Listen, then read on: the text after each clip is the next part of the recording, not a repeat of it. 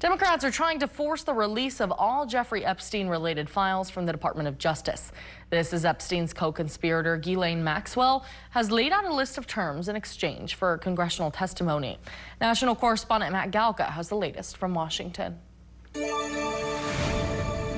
Ghislaine Maxwell's attorneys say she's willing to testify to Congress if they meet a list of demands, or she'll be invoking her Fifth Amendment rights. The Jeffrey Epstein associate wants congressional immunity, the questions in advance, and for Congress to wait until Maxwell's appeal to the Supreme Court on her 20-year sex trafficking sentence has run its course. The House Oversight Committee already denied the immunity request, and lawmakers are uncomfortable with granting that for a convicted underage sex trafficker. I think 20 years was a pittance. I think she should have a life sentence at least. I mean, think of all these unspeakable crimes. Epstein's ties to the president are also back in the spotlight after Trump told reporters this week how his former friendship with the well-connected financier ended. People were taken out of the spa, hired by him.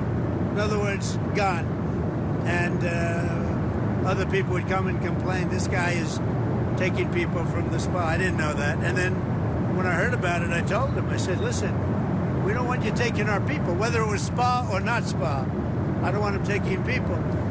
And he was fine, and then not too long after that, he did it again, and I said, out of here. One of the women appears to be Virginia Giuffre, an Epstein victim who died by suicide earlier this year. She previously testified she was recruited by Maxwell at Mar-a-Lago in 2000 before being trafficked by Epstein. The administration continues to face pressure both from supporters and Democrats who are now trying to use a century-old federal law to force the Department of Justice to release all Epstein-related files. Donald Trump campaigned on releasing the Epstein files.